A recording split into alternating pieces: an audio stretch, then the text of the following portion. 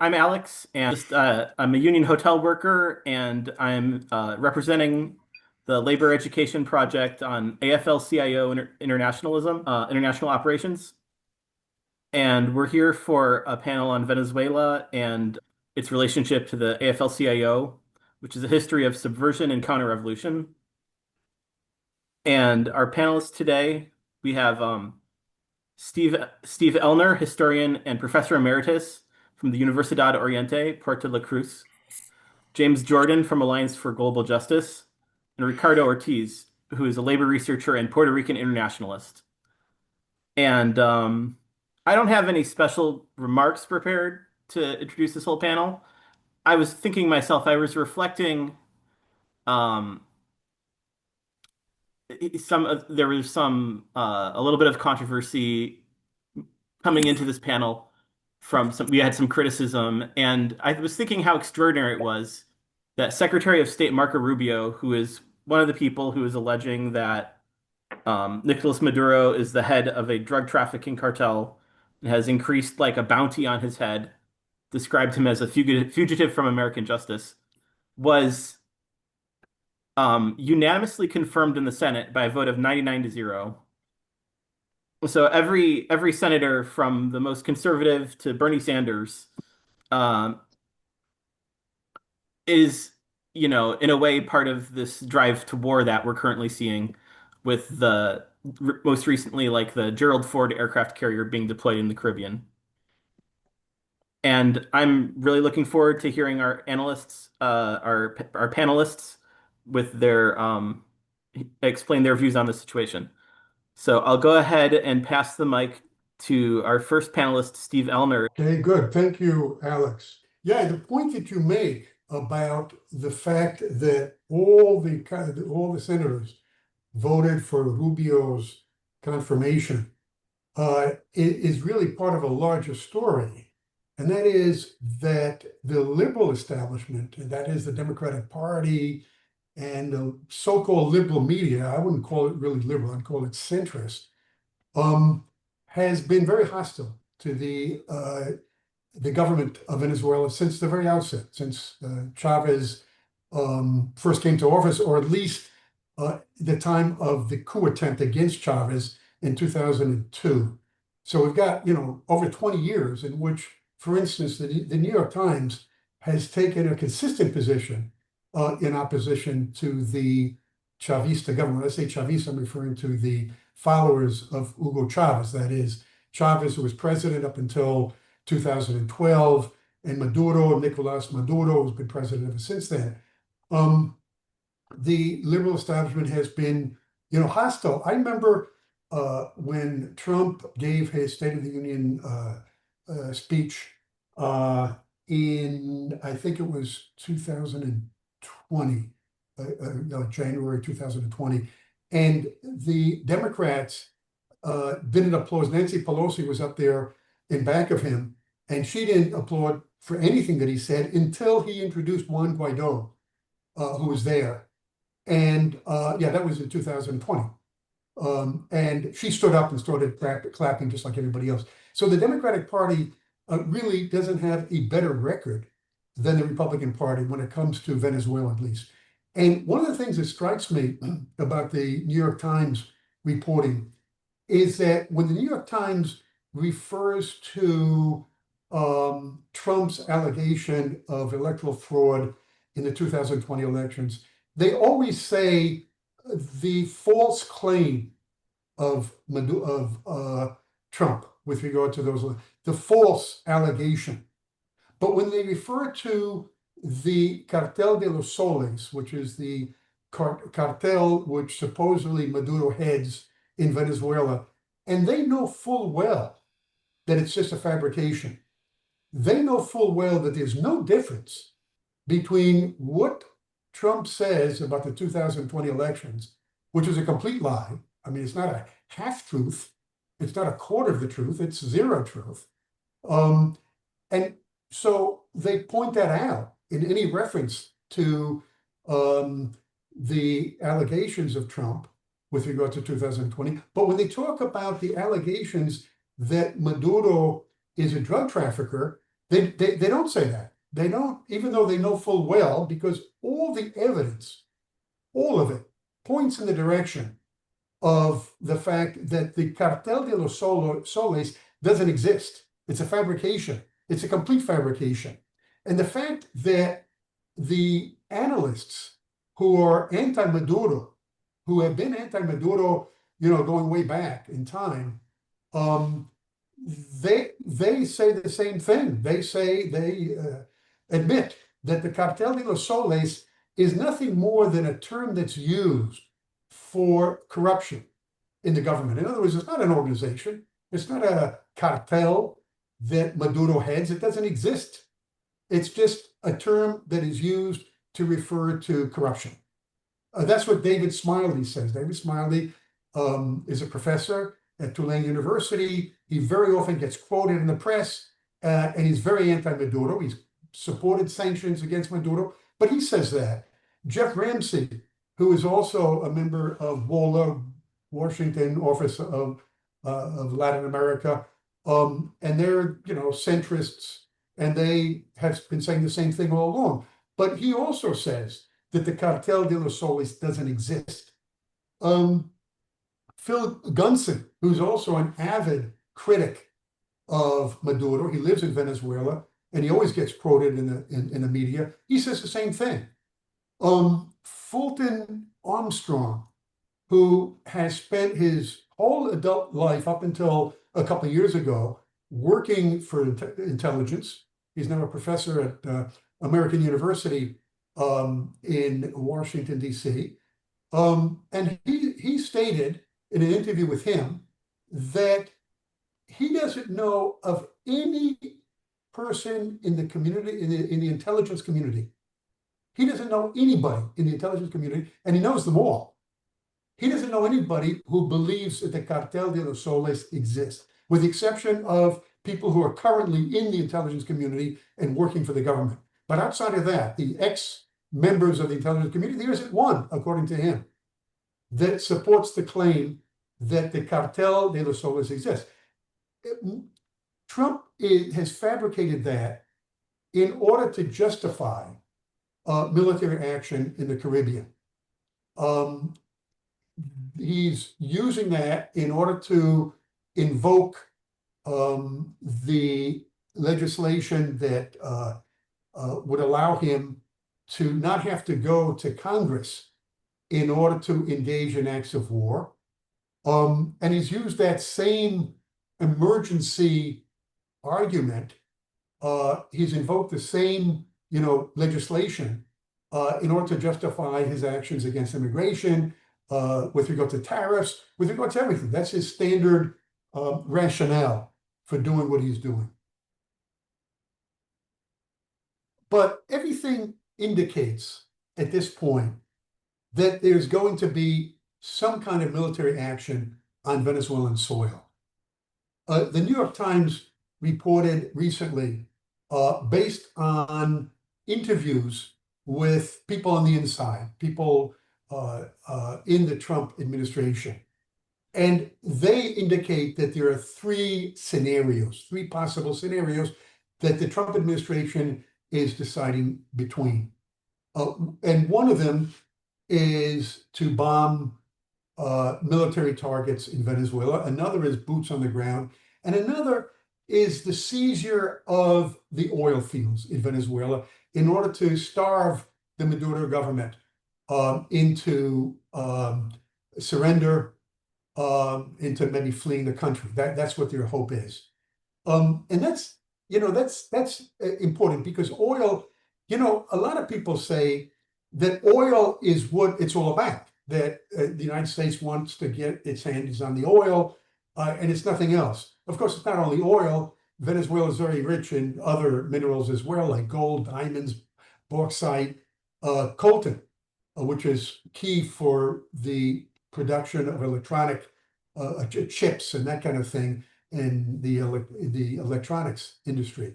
So that, but I believe that there are other explanations as well. Venezuela has set an example, beginning with Chavez, of a different model. And the United States doesn't want that example to spread. They want to demonstrate that that model doesn't work. It doesn't work because we don't allow it to work.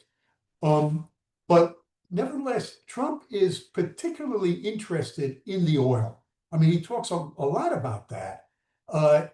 Under the Biden administration, he said, what a shame that the United States under Biden is purchasing oil from Venezuela. If he had stayed in office after 2020, he would have gotten control of the oil fields. So it wouldn't have been necessary for the United States to purchase the oil. We would have had it. We would have controlled it. And after all, he said the same thing about, the oil fields in northeastern Syria, which the U.S. has controlled all along. And he's boasted about that. And this is his, a business model to take control of the oil fields, specifically in the case of countries like Venezuela. So that this is something that is has to be highlighted in the discussion. The United States is after the oil, and they're going to get it if the Venezuelan right comes to power in Venezuela. And specifically, María Corina Machado, who I'm sure a lot of you have heard of. She won the Nobel Peace Prize, even though she supports military action in Venezuela. And she has indicated profusely that if she comes to power, or Edmundo Gonzalez, who was the candidate that she supported in the presidential elections in July of last year, if they come to power, they will privatize the oil industry, and they'll privatize everything else. She indicated to the business organization in Miami, she had a Zoom call, she's in Venezuela, and she spoke to them, and she said, look, we will privatize 500 corporations. You will be making a lot of money, big bucks, if we come to power. I mean, that's what she says. I'm not exaggerating. That's exactly what she says, and that's what she's been saying all along. So if the Trump administration gets its way, if Maduro is forced out of power and the opposition comes to power, the oil will be turned over to the United States. Okay, let me just make this one last statement I think is very important, and that is that Maduro doesn't have the backing that Chavez had. He doesn't have the charisma that Chavez had. But even much more important than that, the economic situation is different. The price of oil nosedived in 2015, 2016. But the military presence of the United States in the Caribbean has been a game changer for Venezuela. And this is something very important to keep in mind, that the opposition to Maduro is very much divided, and they're divided over Trump. There are sectors of the opposition, important sectors of the opposition, that supported Edmundo Gonzalez, supported María Corina Machado just last year. Those elections were held on July 28th of last year. And they have changed their position completely. They've broken with Machado on the issue of immigration, on the issue of the sanctions, on the issue of the military presence of the United States and the possibility of invasion. And they've broken with María Corina Machado over categorizing Maduro as a drug trafficker. And that takes in Enrique Capriles, who belongs to the center right in Venezuelan politics. He was a presidential candidate twice, against Chavez and then against Maduro. Manuel Rosales, who was a presidential candidate against Chavez in 2006. Antonio Ecari, who was the presidential candidate in these last elections. They have broken with Machado. And on the streets, probably more important than that, you find a lot of people.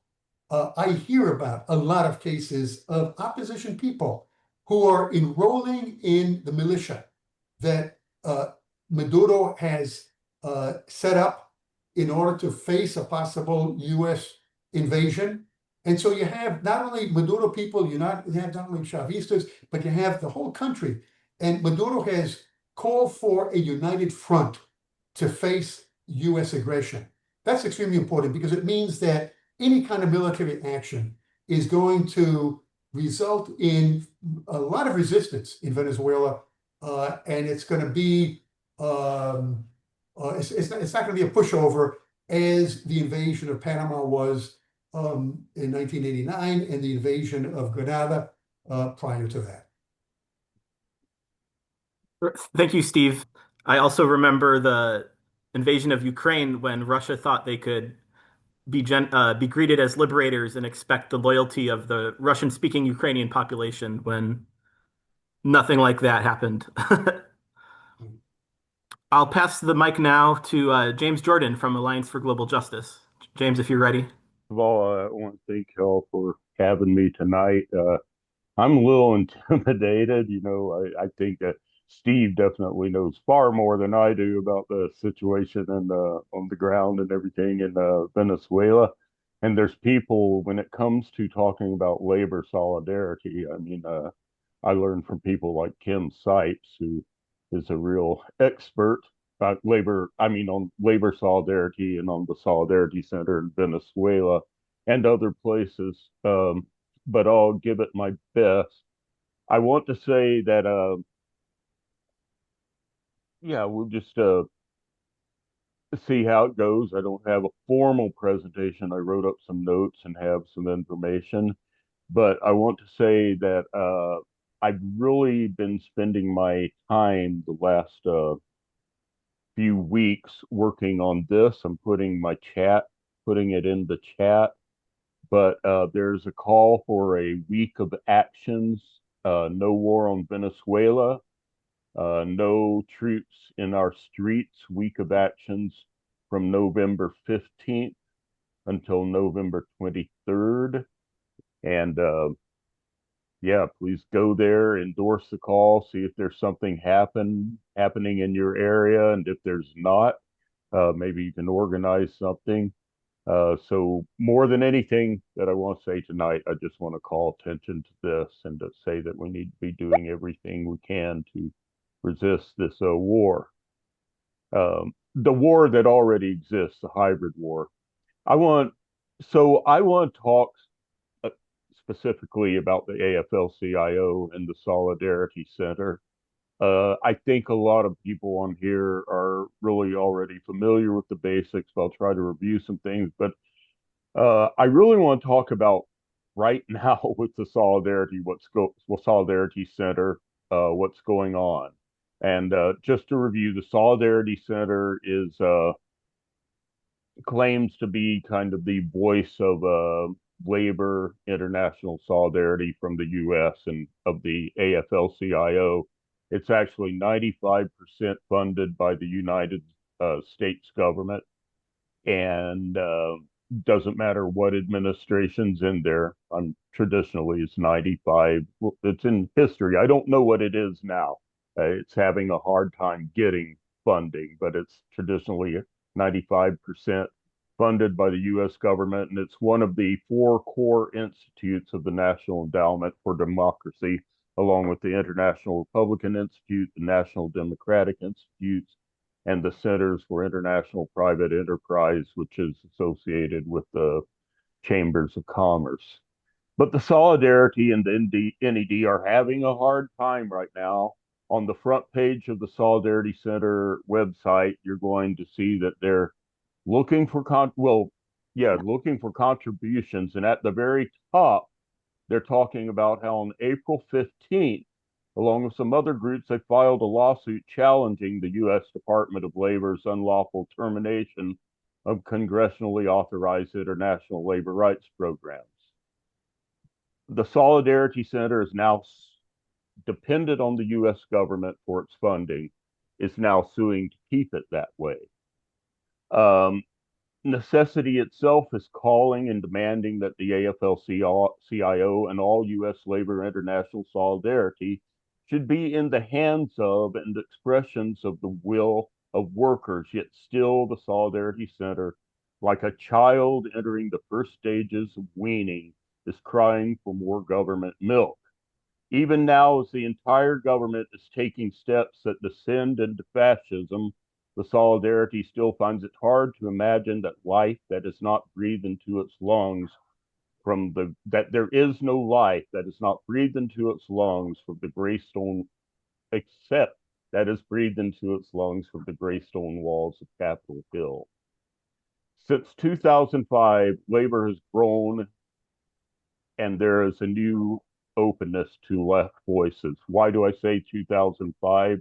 Because 2005 is when there was the campaign to pass the Unity and Trust Among Workers Worldwide resolution, which itself was inspired, or not inspired, but it was begun when people saw how, when it was exposed how the Solidarity Center had supported the boss called walkout in the oil industry and the coup attempt against Chavez in 2002.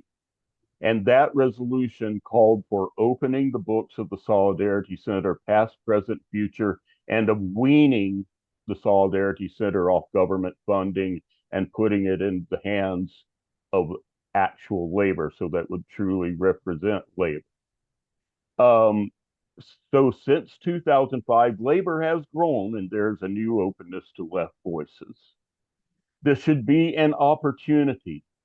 We need a new unity and trust among workers worldwide resolution now. We should be talking about how we can take advantage of the situation for the good, for worker to worker, union to union solidarity, rather than government funded and directed fake solidarity. We've had some examples to follow. The USW has given us many examples in its work with other unions, taking on the Grupo de Mexico in the past. Workers Uniting, the global union that involves the USW and its counterparts in Canada and the UK. So we have examples. We have, the UE continues to hold good policies without selling out to the, to government funding. So we have the examples. We could forge ahead with even better, more grassroots forms of solidarity. But the Solidarity Center's continued lack of vision and imagination and/or its desire for collaborationism for a seat at the table of empire and its eagerness to consolidate and entrench its position as part of the establishment is overriding their ability to read the times and turn over the reins of solidarity directly to workers and to unions. Admittedly, if Congress allocated funds for whatever purpose, positive or nefarious, it's only the democratic thing to do to release those funds as the representatives of the people said they should be spent. I don't have a problem recognizing that principle, but I'm not talking about what the government does. I'm talking about what workers do and whether or not we are in charge of our own labor institutions. We need to be challenging the Solidarity Center more than ever to give itself to the workers or to disband and get out of the way. We don't need that kind of solidarity. We should once more, again, like I said, let Venezuela inspire us to take up this campaign. The Trump administration has severely cut support for most of the traditional regime change institutions in favor of more direct forms of interference. But that doesn't change the fact that these institutions are struggling to stay relevant and that they paved the way for what is happening now by sowing discord. But of all these institutions is solidarity alone that claims to represent something that should actually be good, the voice of labor, and we can't allow our voice to be taken away. But as things currently exist, we need to understand something. It's not as accurate as it used to be to say that the NED and the Solidarity operate in the shadows in gray areas. With every passing day, their budgets have become more clearly defined as black boxes for interference. With the election of Trump through the Biden administration until today, all our access to information, which was already problematic, became even more oblique. I have looked through many NED and Solidarity descriptions of what they have given over the years for work in in Venezuela and Nicaragua, and normally they tell you nothing. They say they're giving money for some very, very vague description, and they don't say who it is to. When they do say it is who it's to, they say it's like to the International Republican Institute or to the Solidarity Center, which is NED's way of saying we're giving money to ourselves for who knows what in Venezuela and Nicaragua. I mean, they're not actually, what?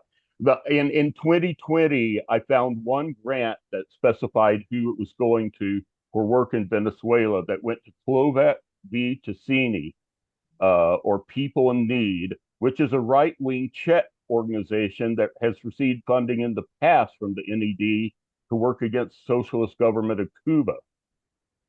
So they must be specializing in disrupting things in Venezuela, but they're not from Venezuela. It's just it's a black box of funding, and labor should know that in our names we're funding this black box of interference. And this is very specific. Most of the countries in the past that the NED funded, you could at least find some very vague descriptions and some specific groups, names of groups. Whether you could find the groups or not was one thing, but they gave you names of specific groups. That's completely missing when you talk about Venezuela, Nicaragua, or specifically targeted organizations. I will say, though, that today, okay, I want to skip ahead. I don't want to speak too much longer, and there's a lot of information we could go over that, but the heart of it is we need to take this struggle up. But for instance, in the current NED website, to show you how obscured it's gotten, first of all, in the Solidarity Center, they're just begging for money and talking about this lawsuit, things like that. But they're like telling you nothing anymore, pretty much, about what they're doing. They never told you anything. The last time they had anything new about what they were doing in Venezuela in the past was references to grants and work in 2014. 2014 is a while ago. But in the current NED website, you used to be able to go there and look where they're funding activities and go country by country. You could look at the section for Latin America and the Caribbean, and they would list the regional grants and then all the country by country grants. You can't do that today. They only tell you country by, it's very vague. They have listings of 5 countries where they have grants directed just to those countries: Cuba, Colombia, El Salvador, Guatemala, Peru. A lot of the Venezuela work and other works is lost in these regional grants. Okay. And when you're talking about funding to Colombia for the Solidarity Center office in Bogota is also the office for Venezuela. But in the last year that they have available, I believe well, I don't know actually, just for 24 or 23, one or the other, but they put on there that they give money in Latin America and Caribbean. Oh, yeah, in 24, they gave to they have 24 projects in 16 countries equaling $41 million. Then they list the other countries: Cuba, Colombia, El Salvador, Guatemala, Peru. And for individual countries, there's 11.1 million. So there's a lot lost in those regional grants. They don't refer to Venezuela except for one area where they talk generally about under the heading of countering authoritarianism. And they include funding in that area for activities regarding Cuba, Nicaragua, and Venezuela, Bolivia, and El Salvador, and Mexico.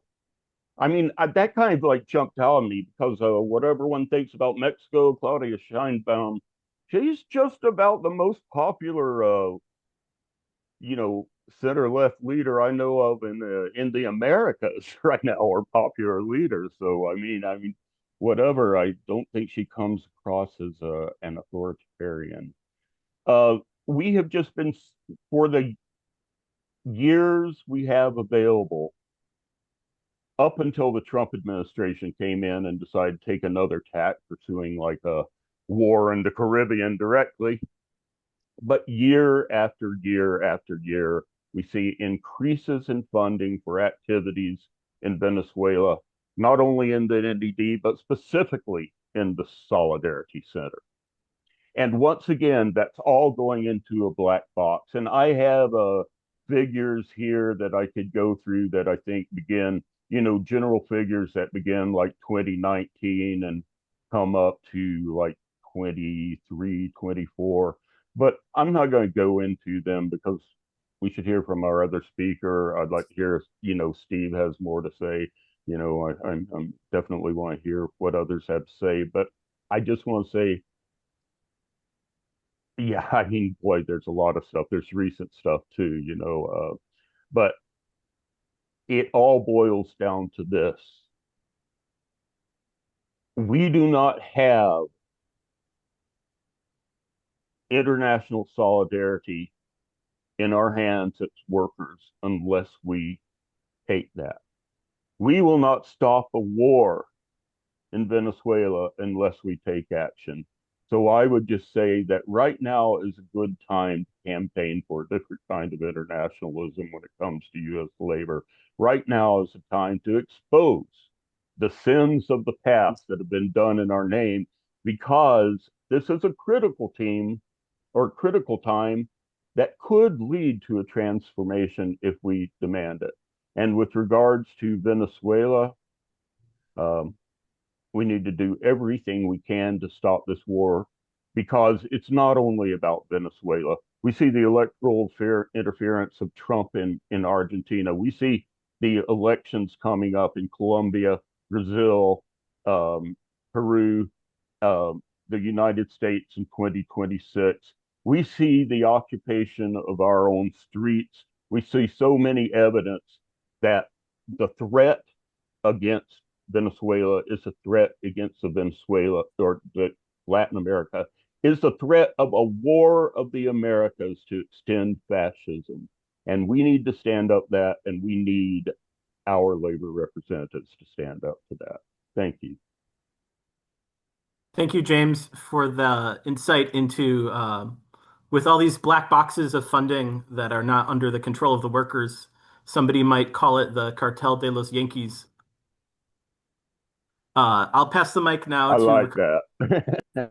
Ricardo Ortiz, Puerto Rican labor internationalist. That I'm speaking in my personal level, and I don't belong to particularly any group at the moment, but I have a history as a member of anti-imperialist groups and socialist parties, and I have no relationship nor link with the Venezuelan government or anything like that.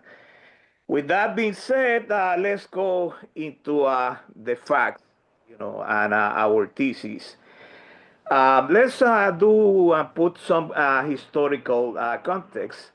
Actually, since the beginning of the United States as an imperialist power, in the 19th century and early 20th century, starting from the Monroe Doctrine all the way down, the United States showed an interest in establishing its influence and dominion in the Caribbean basin and throughout Latin America, and particularly in Venezuela. In 1908, the United States Navy helped Venezuelan President Juan Vicente Gomez to seize power in a coup. And Gomez, by the way, he immediately endeared himself to Washington Wall Street by granting highly lucrative concessions to foreign oil companies, including Standard Oil, which is a contemporary ExxonMobil. So, right from the get-go of the emerging new imperialist power, the United States had its dirty hands in the Republic of Venezuela, intervening in their government and resources. We got to understand that during this very early period in the 20th century, the United States in 1915 invaded Haiti, invaded the Dominican Republic, 1917 invaded Mexico. All of this, 1934 Nicaragua, all with the intentions of establishing political hegemony and obviously the ability of dominating the Caribbean basin politically. I don't have to mention that also through the results of the Spanish-American War, which Vladimir Lenin called the first inter-imperialist war.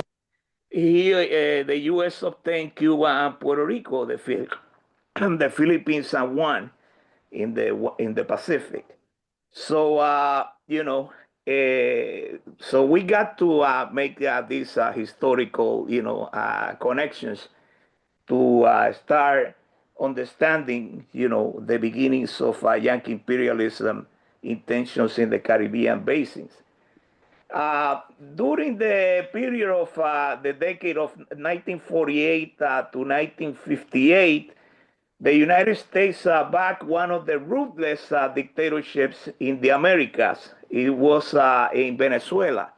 And this was led by Marcos Pérez Jiménez, whose regime, forced political opposition to exiles, massacres, and he obviously was very generous to a transnational corporation, as well as he was cruel to his own people. And, the funny aspect of this is that after Perez Jimenez was thrown away, there came a series of reformists, beginning with Rómulo Betancourt, which was the president of Venezuela in a couple of instances, through a party called Partido Acción Democrática, which is a social democratic party. And immediately, Betancourt linked relations with the U.S. He was supported by the U.S. and also, have a very close links with the American CIA. With the president of Costa Rica at the time, Jose Figueres, called as Pepe Figueres, and the governor of Puerto Rico, Luis Muñoz Marín, they called themselves the Democratic Left in America, in Latin America, which supposedly was going to fight against right-wing dictators, but also against communism, and all these three persons had links with American sinister intelligence agencies, mainly the CIA. And this, there is plenty of information about this in documents declassified by the American government. Fast forward to the present, because we got to, understand that this is not an accident. This is a consequence of an epoch.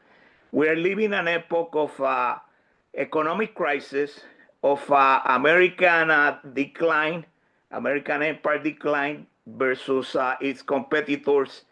And I just want to say that Venezuela is right now the country in Latin America that is threatened the most with imperialist military intervention.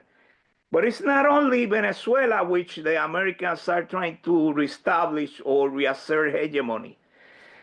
I'm going to read you a quote from January 20th, 2023, during a visit that General Laura Richardson, former commander of the United States Central Command, said while she visited Argentina. And actually, let me say a couple of things. She was the head of the U.S. Southern Command, while President Biden was in office in the United States. And she said while she visited Argentina, and actually at that time, it was the government in Argentina being run by the Peronist coalition, led by Alberto Fernandez and his vice president at the time, Cristina Fernandez. She said, with all the resources and rare earth elements, there is the lithium triangle, which is necessary for technology. 60% of the world's lithium is found in the lithium triangle made by Argentina, Bolivia, and Chile. And she also mentioned the largest oil reserves, including crude and gold, are found recently in of Guyana. And she said that Venezuela is rich by oil, copper, and gold resources that are vital to the United States national interest. And then the very same imperialist commander, in a speech at the Center of Strategic and International Studies on August 4th, 2023, she mentioned, that not only the U.S. had the interest of controlling, these resources, she also mentioned the need of the United States to keep China of Latin America. So this is a big drive by the United States to reassert his hegemony over Latin America that throughout the years it has been facing competition by the European Union, China, Canada. Right now has a lot of the most important mineral corporations, which are based in Canada. Marxist academic Bichai Prashaf made an excellent study showing that, at this moment, as we speak, Canadian-based mineral corporations are doing a big inroad in Latin America and throughout the world. And also, there are companies like Repsol, which are based in Spain, that in some Latin American countries, they compete highly and strongly versus U.S. interests. So, the U.S. obviously has most of, it is the most powerful imperialist country in the world. And no empire is going to go down without attempting to put up a fight. And we have to oppose, definitely, U.S. intervention in Venezuela. There are a couple of aspects right here that must be mentioned. Puerto Rico, which is an American colony, since the beginning of the 20th century, 2 years after the American forces landed and colonized the island, began the colonization of the island, they began to construct military bases throughout the Puerto Rican territory. At one point, the 13% of the land in Puerto Rico was occupied by American bases, mostly naval bases. And throughout the years, people, through mass mobilizations, were kicking out these American bases, culminating with the victory that the people of Puerto Rico achieved through, protest, Navy occupied land occupations, and the solidarity that grew up all the way through the Americas and the world with the people that were fighting to get the Navy out of the firing ranges that were located in Vieques and the big naval complex in Roosevelt Roads Air Station, which actually all the Roosevelt Roads naval complex in territory was even bigger than the headquarters of the Atlantic Fleet, which is based in Norfolk. So what is happening right now as we speak? Since August, of this year, the American armed forces quietly have been doing, and not so quietly, began doing exercises in this former Navy occupied land.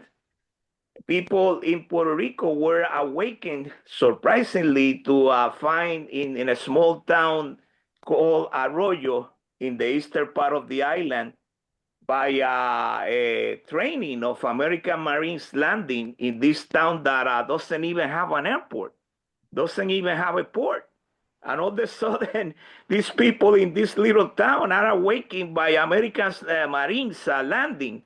And all of a sudden, it was revealed that in another part of the island, in an Puerto Rico's National Guard base called Camp Santiago, United States Marines were training with Puerto Rican National Guard troops.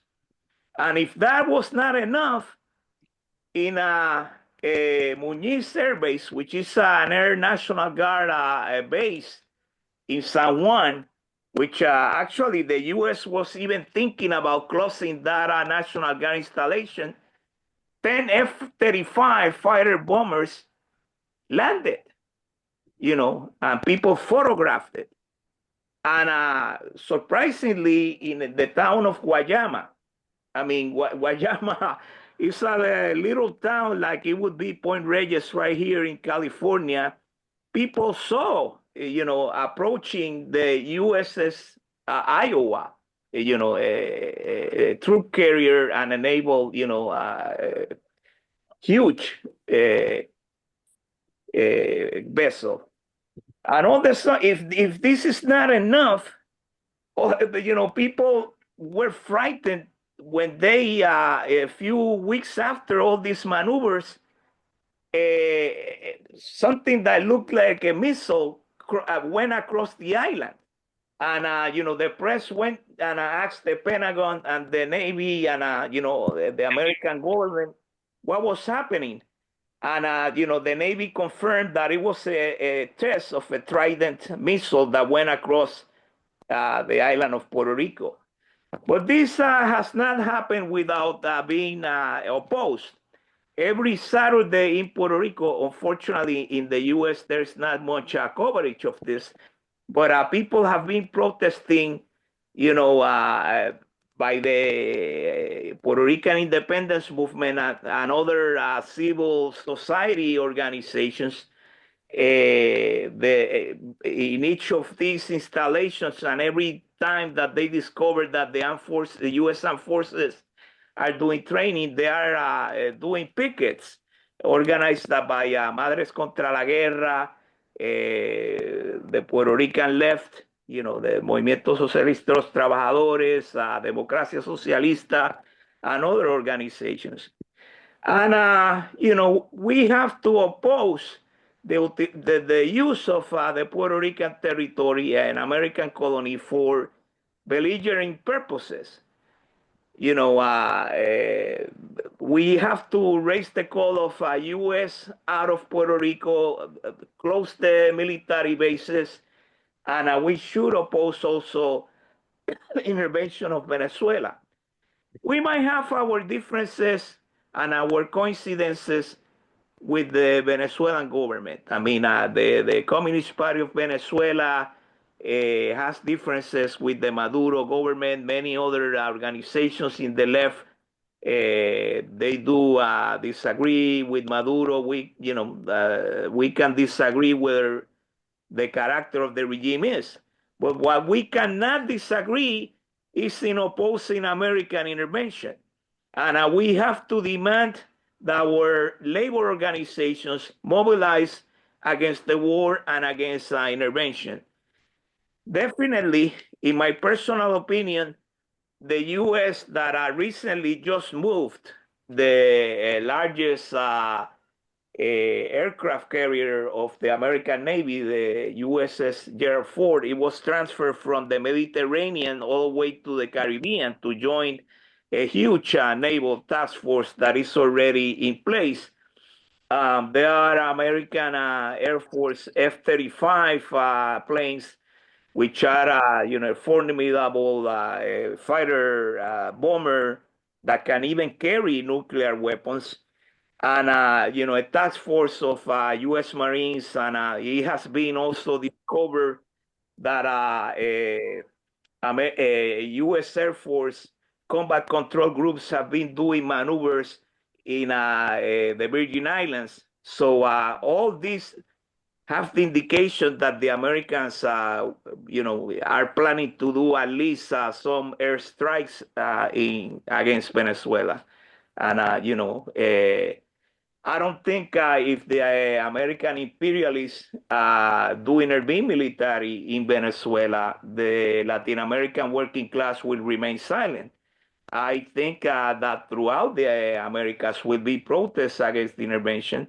And, in the US, we have to do forums like this and expose and denounce the American government. Somebody said something? No. Oh, okay. So I just want to, close my remarks with probably a paragraph or two. I'm listening to something about Venezuela. Somebody interfere. So, anyways, going back to what I was saying is that the American government is trying to gather a right-wing coalition in the Americas. As for example, it's using the government of Trinidad Tobago to have American destroyers and other vessels to be stationed there. The government of the Dominican Republic has canceled a conference that was supposed to be held, and has been making harsh criticisms of the Venezuelan government. All these governments criticize Venezuela, but they themselves are in the pockets of American imperialism and their lackeys. And, we have to call for the formation and the support of the working class through the Americas. The only way that I could defeat American imperialism is the organization of a new international that will waive independent class politics with socialist and working class programs and nationalize all the property in the hands of the imperialists and their local lackeys, and send that local bourgeoisie crying to keep company the Cuban gusanos in Miami. So for victory of the Latin American working class, and let's build in this country, in the US, a workers' party that will champion the needs of the oppressed. Thank you very much, and I will be willing to answer your questions in the questions and answers period. Thank you, Ricardo. Before we go to open Q&A, I wanted to, I know Steve Zeltzer wanted to speak a little bit on behalf of the Labor Education Project for AFL-CIO International Operations. And then while Steve is talking, maybe put your question in the chat and I'll note on it and then call on you after that. I want to thank all the participants that have attended this session. And I think it's important that our organization, Labor Project for AFL-CIO International Operations, actually is conducting one of the first forums on the role of labor in Venezuela, because it does have a history of intervening to overthrow the governments of Venezuela and to use our name of the AFL-CIO in support of intervention. And I think we have to be clear that unfortunately our unions, most of them, not all of them, most of them support U.S. imperialism. They support U.S. capitalism. And that is what we're facing. And we believe that, first of all, that unions in the United States should not be taking money from the U.S. government for international operations. That is an outrage. Real solidarity means linking up with workers around the world, fighting the same billionaires and multinationals we're fighting here, not joining with U.S. interests, economic interests around the world. So I think that's very important that we organize to educate workers about the role of the AFL-CIO and demand accountability. The other thing is, as Ricardo and others have pointed out, this development of open imperialist intervention in Venezuela is not new. It's a change of U.S. imperialism to an overt face of the Monroe Doctrine and imperialist policies. And I think that it takes place at the same time that workers are facing attack, busting of the unions, and also military occupation of cities. These fascistic attacks in Chicago and in Los Angeles. this is connected to the rise of fascism and a fascist state, which is what I believe we have. So this fight against the attack on Venezuela is connected with the struggle of workers in this country.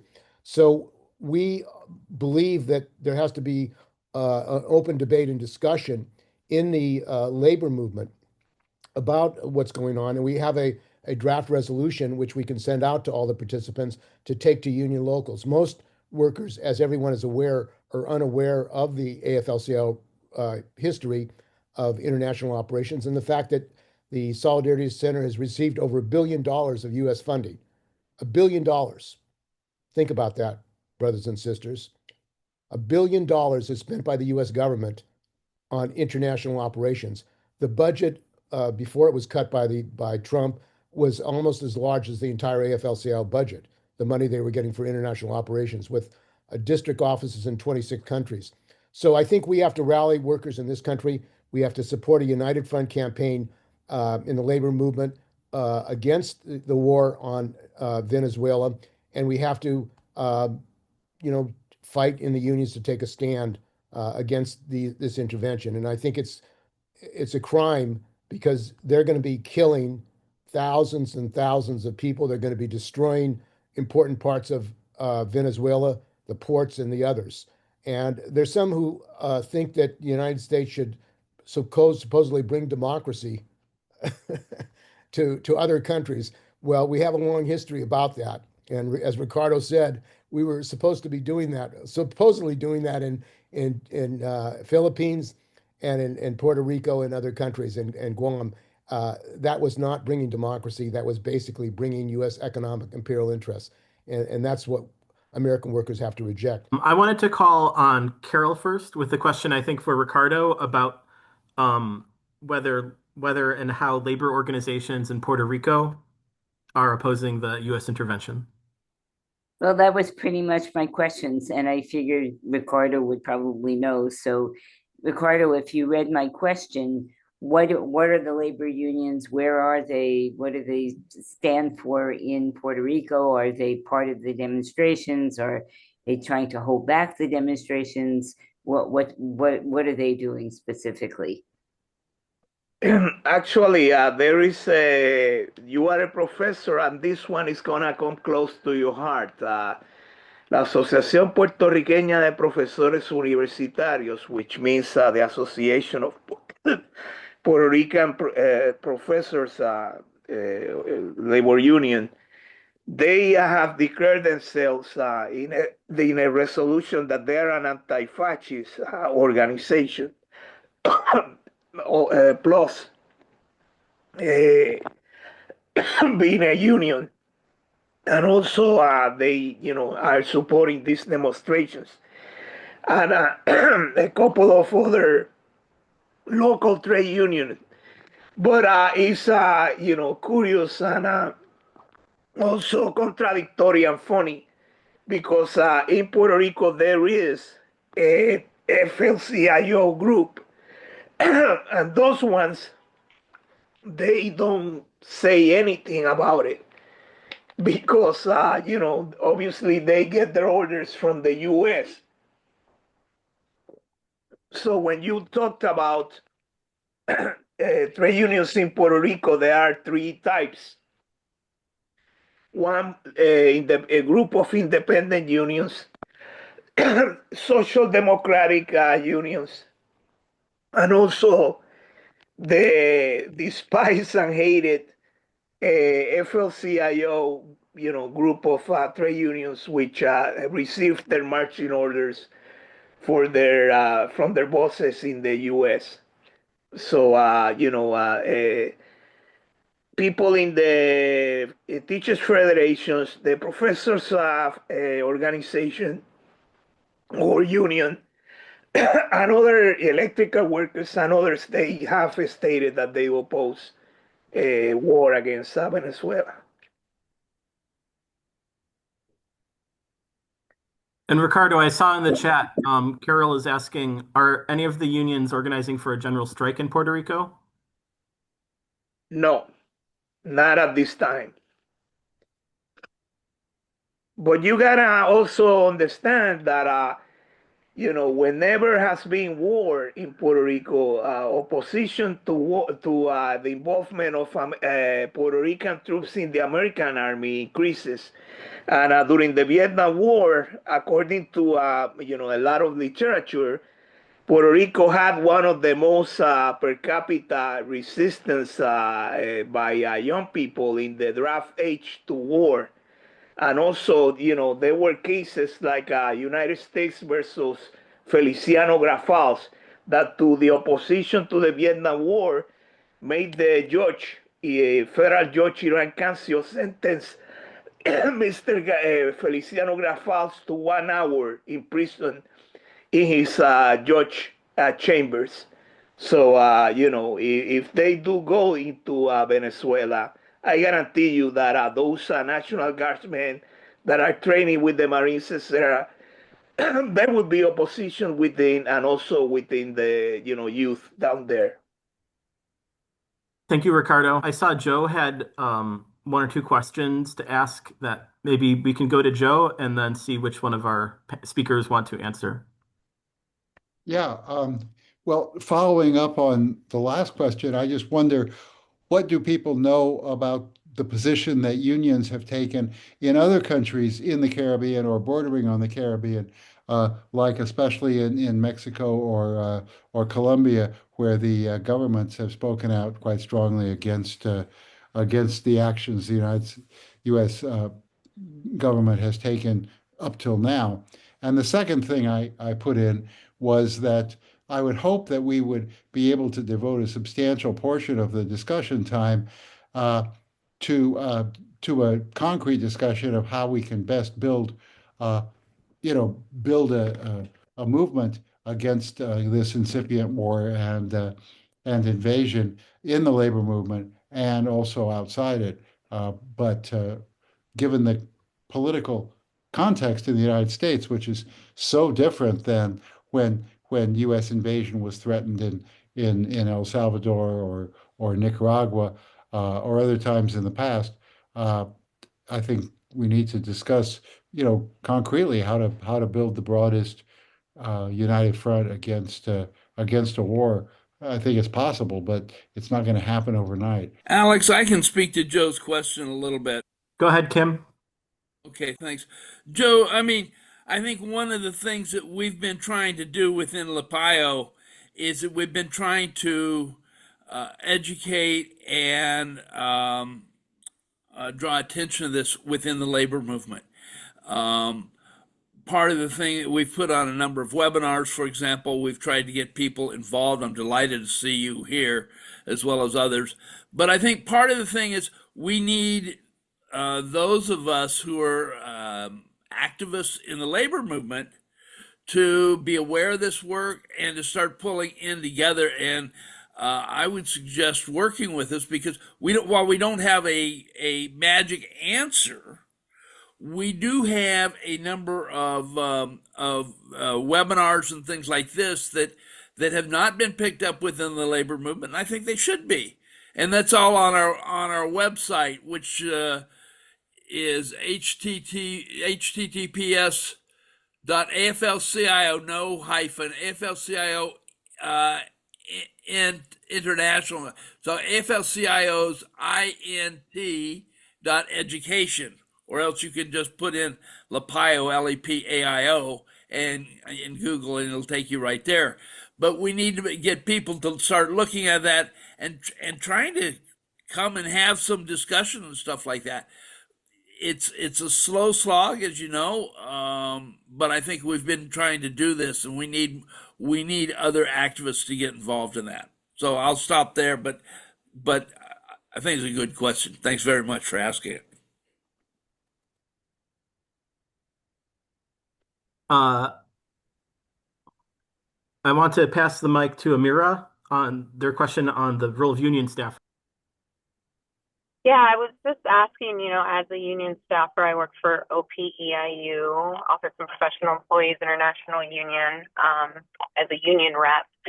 And so I'm wondering what we can do. I think there was a response in the chat that kind of had the resolution letter. I thought that was a good first step to bring that to like a CLC, but curious if there's anything else in the works or anything I could like recruit people to if there's another meeting like this coming up.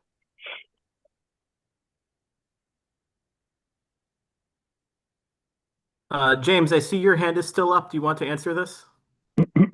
Well, I wanted to, at least partly, I wanted to, and going back to the previous question, I don't really know exactly what's been going on with the various international unions in the area with regards to the threat against Venezuela, but I imagine that I would expect large, you know, denunciation of this threat. I mean, we had to understand that in Venezuela and Colombia, even people to the right are offended by the threat to their national territory and their autonomy. But I want to say that in Colombia, I forget when it was, in late August, early September, as soon as these threats were being made known, like Colombian labor federations joined together to hold a protest in downtown Bogota in the Plaza Bolivar against U.S. interference, against attacks in Venezuela. And this wasn't just the center-left federation, the CUT, the CUT. It was also the traditionally conservative federation, for instance, the CGT. So I do think that there's, there's at least that. And I wanted to also let people know, again, we are planning for this week of actions. But one of the things that some discussions that have come out as a part of this on the side is the idea of like putting together some sort of labor solidarity committee on Venezuela. And if people would like to know more about that, well, they can get in touch with folks at LaPayo, and they can get in touch with me. And here's my email address in the chat. I got some statements that I can read you, particularly from Spanish-speaking countries. And one of them, I will begin with the Unión General de Trabajadores y Trabajadoras, which is located in Spain. They passed a resolution on the 20th of October 2025 in Spanish, and ahí se sujete, rechaza las operaciones de Estados Unidos y en Venezuela y el Caribe y alerta de riesgo de la subida de la tensión de la región. Condemning, U.S. Operations and maneuvers. Also, las comisiones obreras is calling in Spanish la Confederación Sindical de Comisiones Obreras, also headquartered in Spain, condemns interventionism in Latin America, particularly they mention specifically condemning illegal operations and uncovered operations of the CIA in Venezuelan territory. And,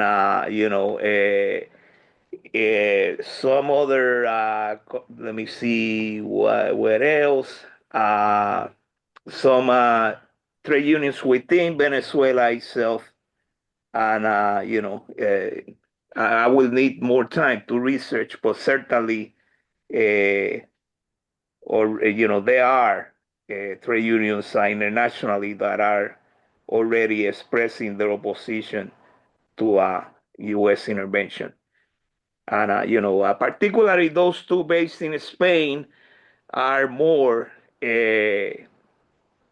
one of the major Spanish-speaking trade union groups in the Latin Spanish-speaking world.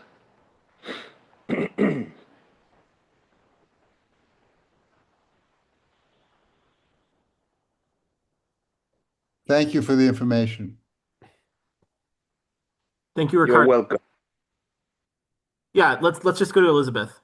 Yeah, I have two questions. One is why did the UK and others stop giving US information and secret information, CIA type of thing, MI5, and supposedly they did because they were against the US invasion of Venezuela, which is strange for the UK, actually. But it wasn't just the UK, it was several others in that. And that's one thing. And I want to make a comment because talking about having a solidarity day or having an anti-war one, you should really get involved with Vets for Peace because they are doing a lot on that, on Venezuela. So that would be something, and to get together with them. And I believe that they have a labor section that is actually with labor. Anyway, that's my comment, and that's my question about the UK and others. Thank you. Yeah, can I jump in on that? I think what we're seeing, Elizabeth, is that the centrist and even the center-right leadership are opposing Trump's policies. And they're doing it not because they're good guys, because we know historically they haven't been. Right. But they're doing it because of pressure from below. And let me just give you one example with regard to Venezuela. Ricardo mentioned the party Acción Democrática, which was a pro-US, pro-imperialist party in the 1960s. And that party is divided into two factions. They're both more or less the same size. And the head of one of them, Bernabe Gutierrez, has told his people to enroll in the militia, to face a US invasion. Now, if you look at these leaders, they're not anti-imperialists, but the pressure is coming from below. And I think in the case of Great Britain, that might explain the same thing. What Trump is doing is so outrageous. The blowing up of all those boats without even giving the names of those people who have been killed.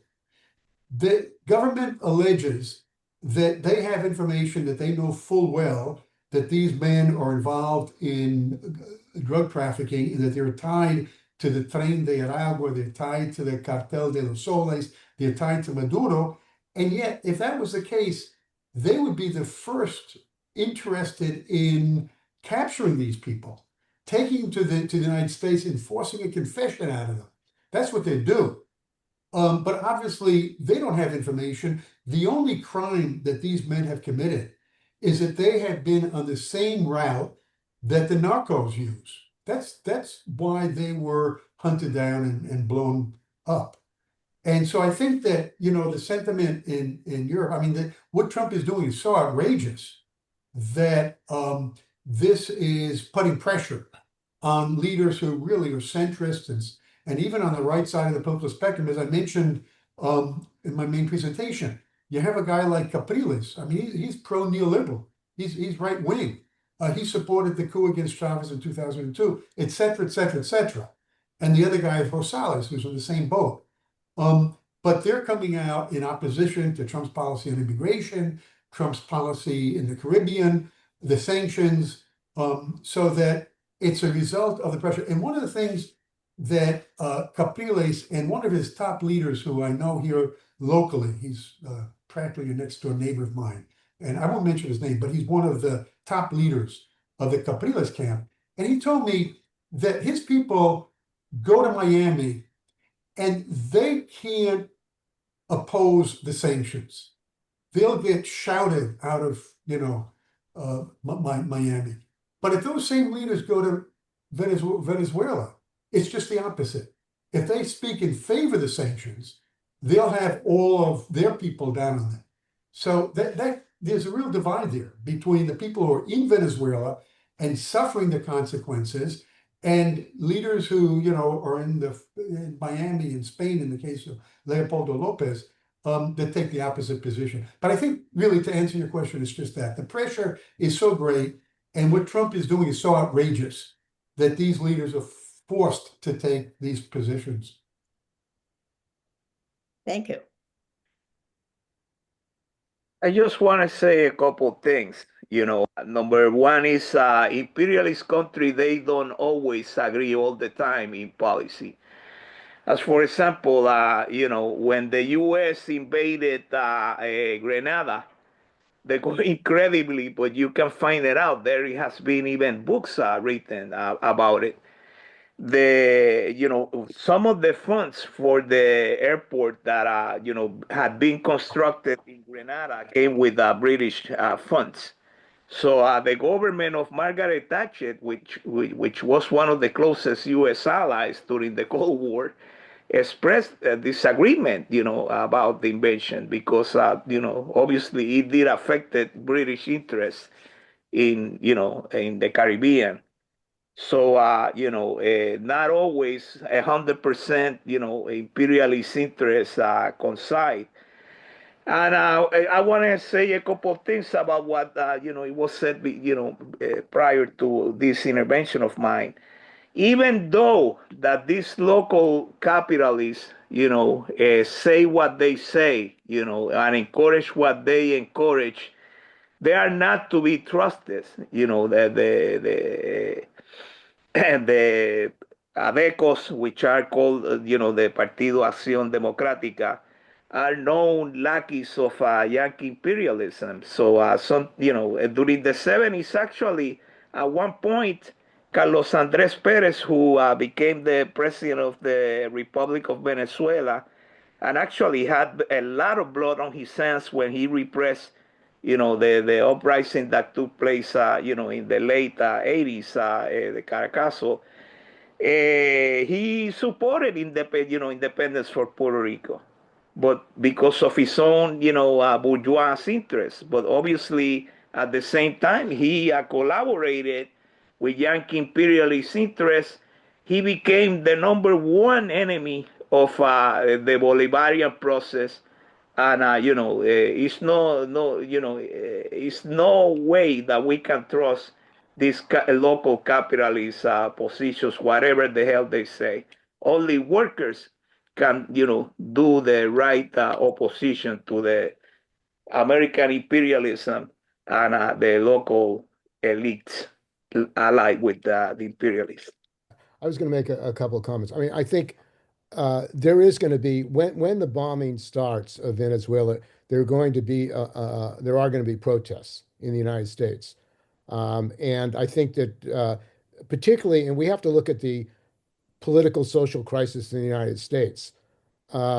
This fascist government is creating enemies all over the place: veterans, education workers, healthcare workers, immigrants. One thing about Trump is he's creating enemies all over the place. And I think at the same time, he's telling people you can't get health care, you are going to have to go hungry. And yet he's going to start a war with Venezuela. He's going to use our money, our resources to bomb Venezuela. That's a very radical situation. And we have to point that out to the American people, American working class. What the hell are we going to war with Venezuela? Even MAGA supporters are against intervention. That's one of the things that they supported Trump for. He wasn't going to get us involved in a war. Well, this will be a war. And a lot of people who even supported Trump are against these wars. But we have to organize a united front, and we have to organize in the unions. And the unions have the power. There is a campaign for unions to blockade military cargo to Israel to stop the genocide that's going on. And there's going to be a rally, as a matter of fact, on the 28th of this month at the ILW International Headquarters on Franklin Street, 1188 Franklin Street at 4 p.m., and at the ILA office in New Jersey on the 28th at noon to stop for these unions to have action. The big problem, a political vacuum, which exists and everyone knows it, is that the AFL-CIO and this trade union bureaucracy don't want to mobilize anybody. Even during the No Kings demonstration, there were very few union contingents. You would think that our unions would be organized union contingents against a dictator, against a fascist government. There weren't many union contingents. So we have to vitalize the trade unions. We have to get them involved. And we first have to say that American workers have to oppose this invasion of Venezuela. It's not in our interest. It's not in the interest of the people of Venezuela. And we need to get first point resolution, education, and we have to have actions. Now, on November the 22nd, there's going to be the first rally in the United States, labor community rally against the trade war, against the tariffs, the trade war, and also against sanctions. We're going to connect the struggle against trade war and tariffs with also the struggle against sanctions. There should not be sanctions on Venezuela, on Cuba, on Iran. These are attacks on those people of those countries. And the United States is trying to impose our billionaires' control of those countries. That's what they're about.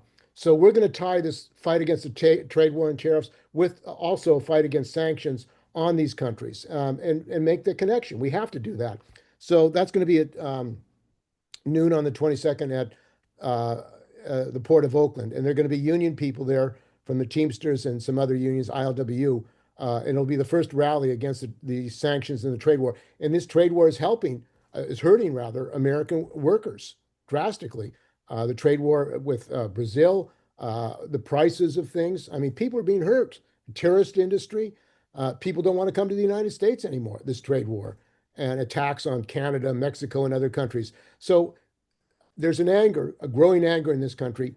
We have to point out the need for workers and unions to take the lead in fighting these wars and fighting the trade war and fighting particularly the attack on Venezuela and also the genocide, which the United States is supporting in Israel.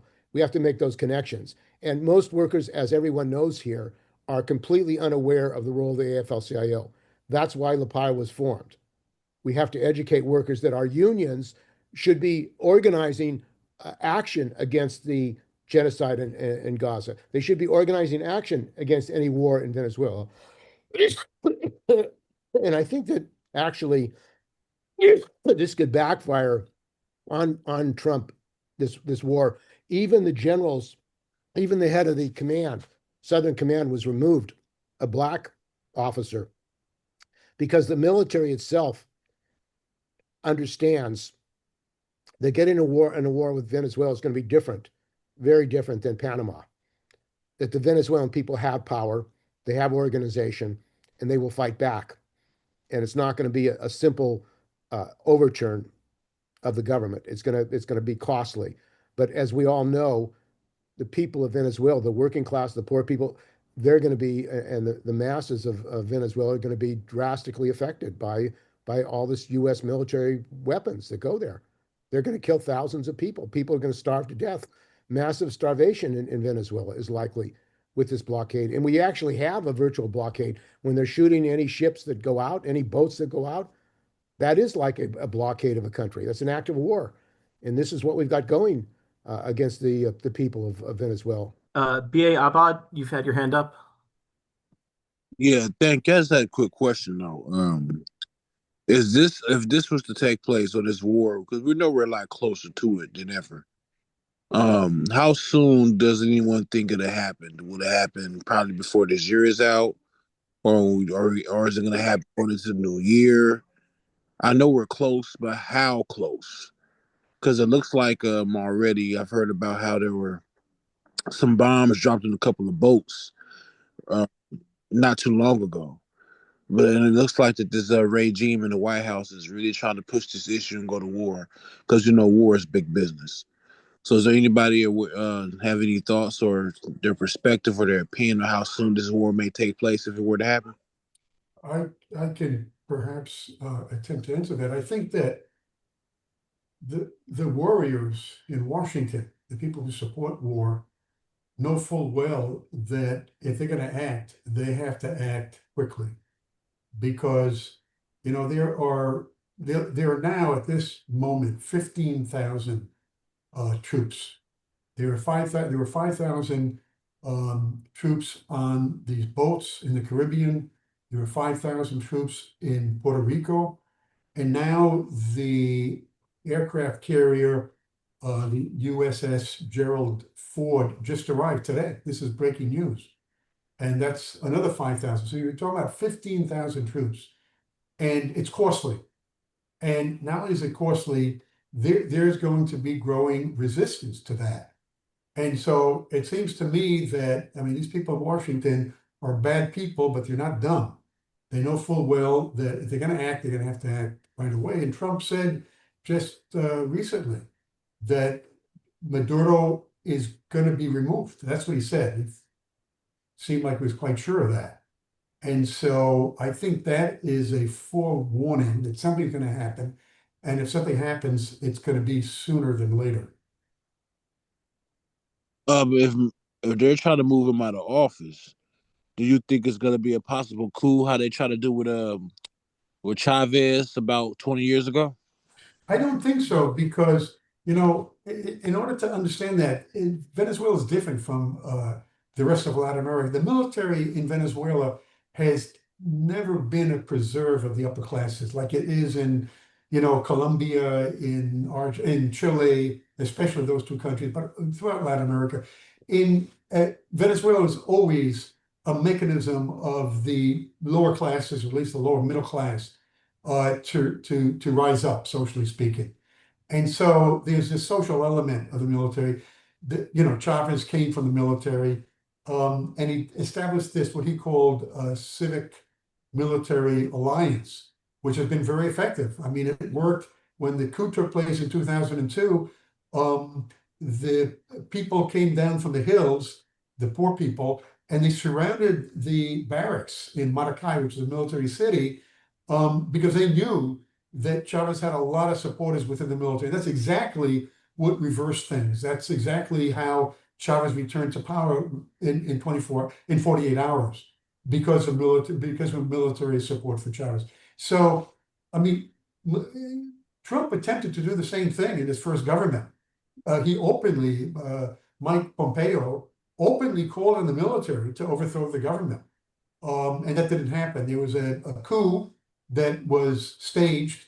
It was led by Leopoldo Lopez, who was the main right-wing leader prior to María Corina Machado and prior to Guaido. Well, at the time of Guaido, that was in 2019, and it failed completely. The military didn't side with him. So I don't think that's going to work for Trump. Can I take a shot at that? Go ahead. Okay. Similar things that Professor Ellner has said were said about the Chilean military during, before the coup in 1973. Oh, the Chilean army is, the descendant of a constitutional tradition.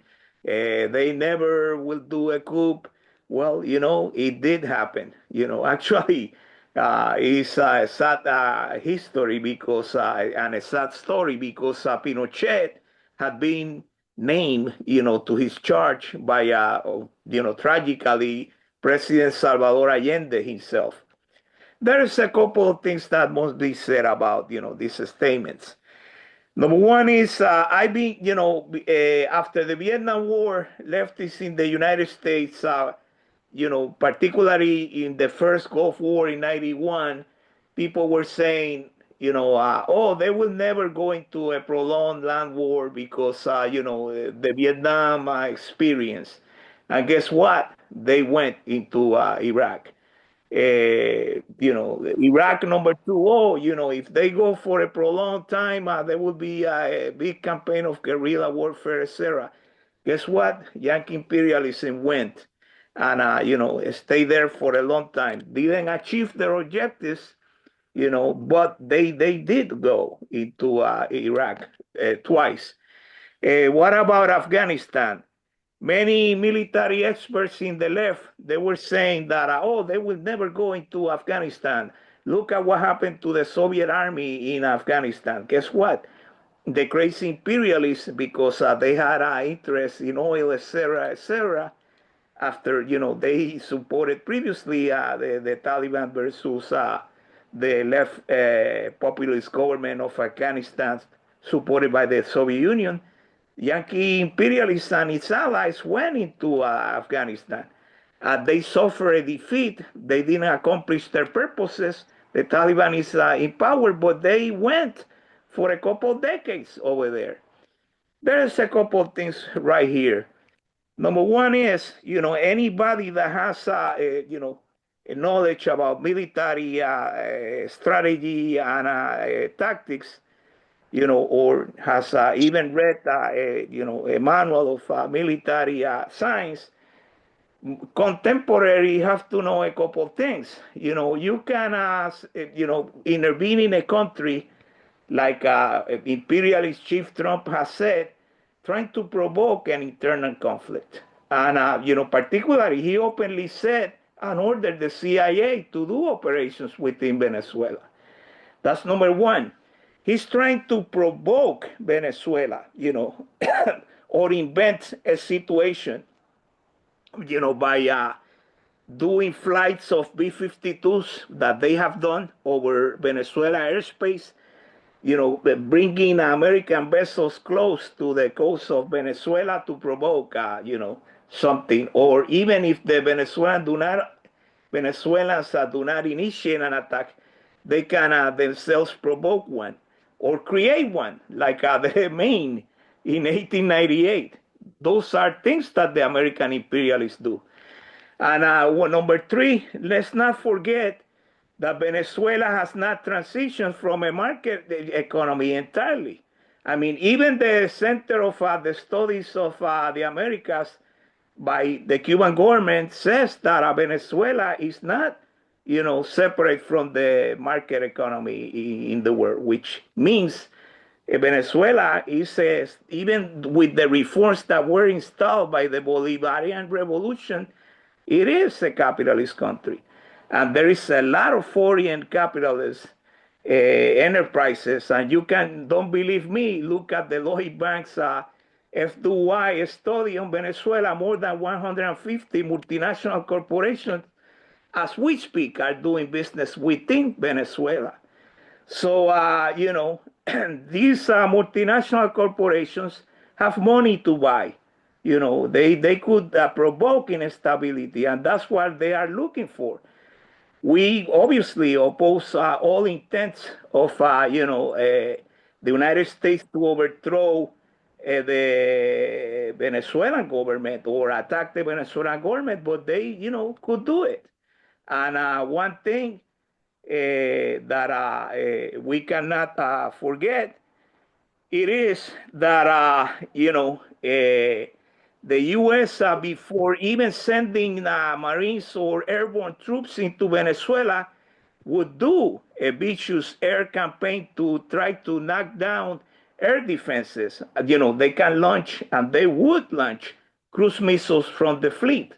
So, every possibility that there is out there could happen. And, that's why we have to make the American public aware, because, this could have a tragic end for the, people of Venezuela and in Latin America. Has anybody doubt that, this empire, decaying empire, that even has said that they would be interested in getting Greenland because of their mineral resources, is not capable of doing a military adventure? I mean, and let's think about this.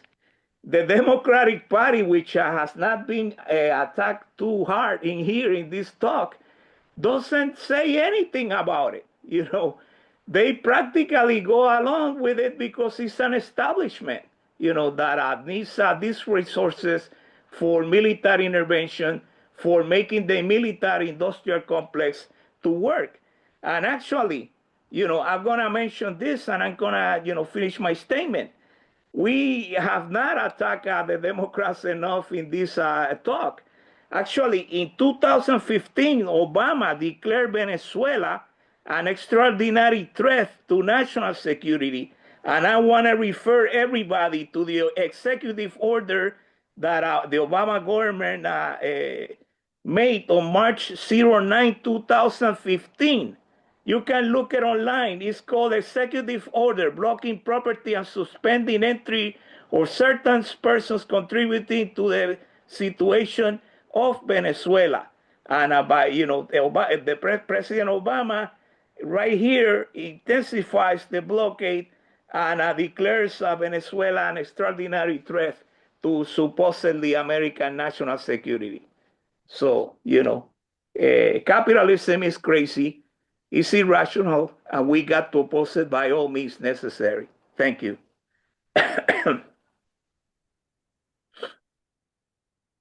Thank you, Ricardo. I agree. We have to find the ways to oppose this. Mr. Corner, you were waiting for a little while to speak. Maybe we can hear from you and then some last statements from James Jordan, who has also been waiting to speak. All right, yeah, but I wanted to answer BA's a question about timing. But before I do that, I want to just echo what Ricardo just said about how they have been actively trying to provoke Venezuela to respond militarily by various means. And yet they have failed because Venezuela knows that the government knows, the military especially knows that's that's a trap, and has stayed far away from those provocations, right?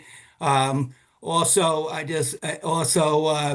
Ricardo mentioned the emergency, the national security threat executive order, which is renewed every year and has been renewed ever since Obama first declared Venezuela such a false threat back in 2015. And I want to mention also that in that original executive order, Obama made it illegal for U.S. residents to send medical aid to Venezuela, which I believe whoever wrote that up was trying to foreclose the possibility of solidarity movements springing up inside the United States with Venezuela, like we saw during the period of aggression, U.S. aggression against Nicaragua, El Salvador, Guatemala, and Honduras back in the 1980s, right, where we saw this real upswell of solidarity, city to city solidarity, all types of solidarity,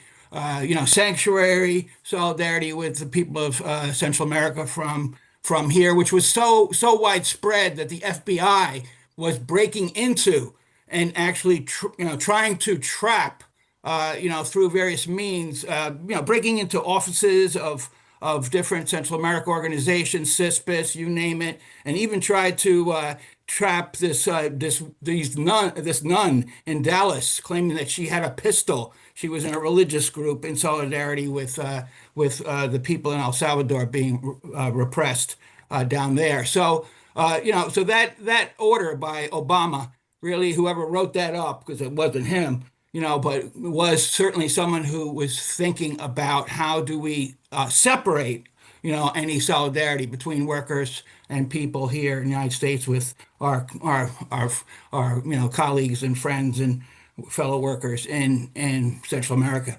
So returning to the timing, we know that they like to go in the first year and the third year, right? So Afghanistan was the first year, then the invasion, and then Iraq was the third year of the Bush invasion. And because usually of electoral timing, right? Because the second year is the midterms, right? And the fourth year is presidential elections. So I think, like many here pointed out, Trump has not only sent, a small armada.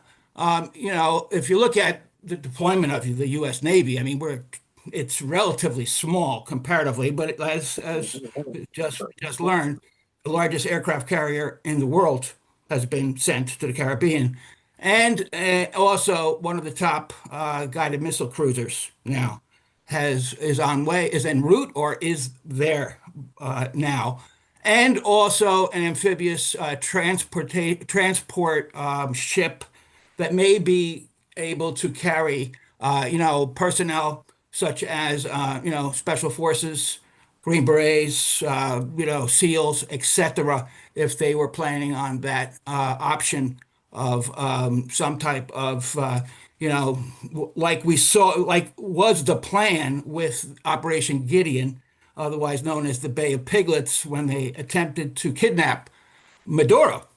That was their plan. And is what they did obviously with Noriega. And so that could be one option that has been mentioned of the three that Steve Ellner mentioned at the outset of this or Ricardo. I'm not sure who mentioned it, but we have cruise missile strikes, decapitation strikes, a la Israel did, with the Trump administration's green lighting and setting up, of course, and what they're doing now. I mean, obviously, they're just doing that to various vessels that have killed multiple nationalities. So this is not just a threat against Venezuela. This is the threat against the entire region, which is now finally being recognized by CELAC, which has put a statement out that the only country that disagreed with the statement for peace was Trinidad. Their president or prime minister, she has not even condemned the murder of her own citizens. 2 Trinidadians were killed in one of the first strikes. They were returning from Colombia. They were murdered. Okay, and that prime minister did not even condemn the murder of her own citizens. And so, we're seeing now Gustavo Petro bravely, stepping up and condemning, exposing, that these are not operations against drug smugglers and are killing fishermen instead. This is, of course, as Steve mentioned, is going to increase food insecurity. Fishermen now are afraid to fish, because they might get, killed. And so already we have a lot of food insecurity. Venezuela saw the greatest economic contraction of any country, the greatest GNP contraction of any country in modern history without a war. Okay, 72% contraction of GNP in 7 years. Okay, this has to be emphasized more, and this is getting more enhanced with this siege warfare that they're using now. So getting back to the timing, they've put a lot of assets there. It looks like, I mean, how can he walk this back, right? I mean, after all this buildup, it's going to be very difficult for him to walk it back, but it's Trump, right? I mean, he did not attack Iran that first time, 6 years ago when Iran retaliated and hit U.S. forces, but obviously he did bomb the nuclear sites, right? Just recently, earlier this year, after all that buildup. But then that was like a one-off, and then he could use that and say, as an excuse to kind of then stop any more aggression overtly, right? So that's certainly also a possibility of some type of one-off strike, but it could be something as horrific as, an assassination attempt against the Maduro or the commando, the military Pentagon, so-called. I mean, I'll call it the Pentagon building. Venezuela has a very famous military commando leadership building in Caracas. So they could do something like that. So I mean, anything could happen. Obviously, we can't predict what these guys are doing. And now we hear today that we know that these new Epstein documents are coming out that they're trying to delay. And could this even set up a wag the dog kind of scenario by Trump to like divert attention from this this erupting scandal that is breaking up, as Steve Seltzer mentioned, is even breaking up through MAGA, right, through their own base with Marjorie Taylor even saying that she's saying that she's gonna say the names. So I mean, it's a very fluid, dynamic situation. I also just recently received, just minutes ago, a text from someone who has family who are in the reserves. Now that person is now home. That person was deployed as an officer and was in Puerto Rico and was very worried that attack, he was going to be part of this attack against Venezuela, but now he has been sent home. So I don't know what that means. It could mean that this is, and that he thinks that this is a bluff by Trump. Okay, but this is one person, but he says that he and some others who were deployed were sent home. So I think everything's on the table. It's hard to see Trump walk this back after all this buildup, and especially given who's around him right now. But I think that it's either gonna, I think December after Christmas, like historically, is a great time. Not a great time, but it's often when we see these types of things. Like Israel typically does that. It attacks Gaza almost every other Christmas, right after Christmas, around there. People are distracted. They're on the holiday, right? So I think that could be, or early 2026, right? I mean, the March was the anniversary of the invasion of Iraq, right? March 2023. So I don't think they want to go much further in timing, because the elections are coming next year and the Republicans are shitting their pants. And but then again, like Steve Zeltzer said, maybe they're not planning on having elections. That clearly what they're doing in Chicago is the same thing they were doing in They're doing in Venezuela, which is trying to provoke people into some kind of violent response that they can then use to invoke the Insurrection Act. I mean, like Steve said, they're dying to do that. So Norm, anyway, I'll finish up there. Yeah, I think we got to just raise up the volume. Okay, put the pressure on these pigs. Fucking Fetterman is a MAGA Trojan fucking horse. And by the Norm, way, cut you he off. last point. He changed his vote on the War Powers Act. He voted with Trump the first time, and he just changed it to join the Democrats. And that got me worried. Why? Because maybe he didn't want to go down in history as the only Democrat who voted with the Republicans to not apply the War Powers Act to Donald fucking Trump. Norm, thank you. We're coming up on an hour right now. I wanted to thank our panelists and give James a moment to speak at the very end. Thank you to Steve Ellner from the Universidad Oriental, Ricardo Ortiz, the Puerto Rican from Puerto Rico, and I want to turn the mic over to you, James, to close us out from the Alliance for Global Justice. Thanks so much to all of our speakers and people asking questions and making comments. Thank you. What Steve said earlier about the if there's going to be something, I think there's a lot of a military strike. It's looking very bad, and if it's going to happen, I think there's a lot of pressure that it would happen sooner than later. But I also want to say that my focus is making sure it doesn't happen, making sure that the answer to the question of when would a strike happen is that it doesn't happen. And that's hard work, but that's what we've got to do.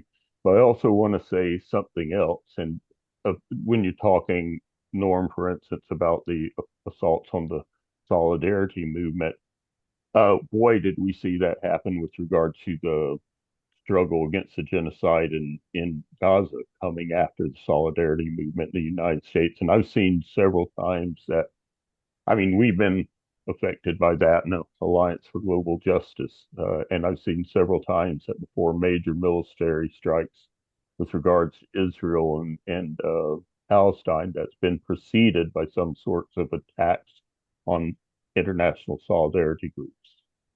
And that is one of the hallmarks of hybrid war, of permanent war.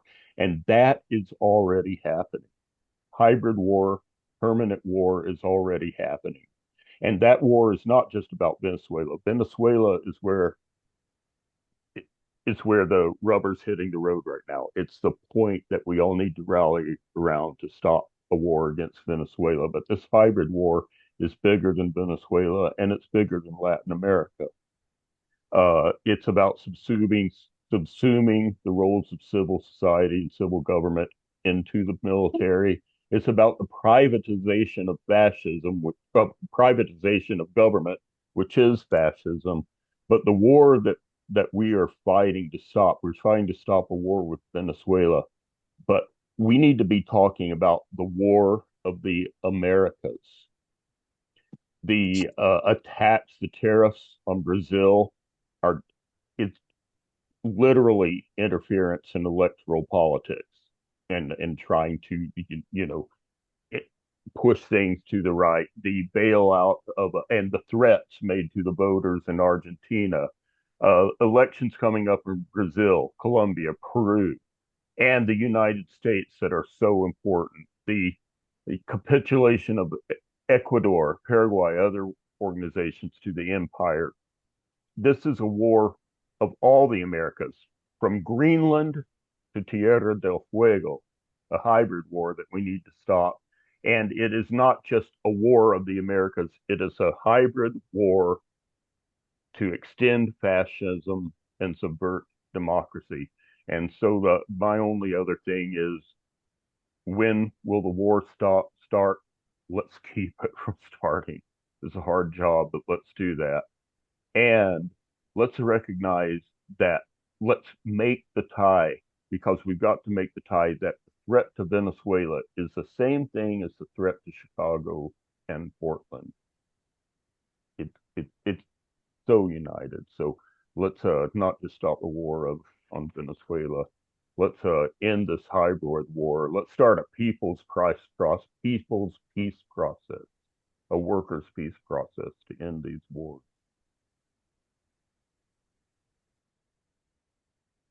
Thank you, Jordan, and thank you, everybody. I think we'll end it right there and make it under 2 hours. Yeah. Solidarity. Thank you, brothers and sisters, for attending. Thank you all. Can't we sing Yankee Enemigo de Humanidad, the anthem of the Sandinistas, before we leave? Just for the hell of it. No, I'm just joking. Good night. Keep up the Have a fight. good night, everybody. Thank you very much. All right. Thanks, Thank you. guys. Take care. Right on. Solidarity, brothers.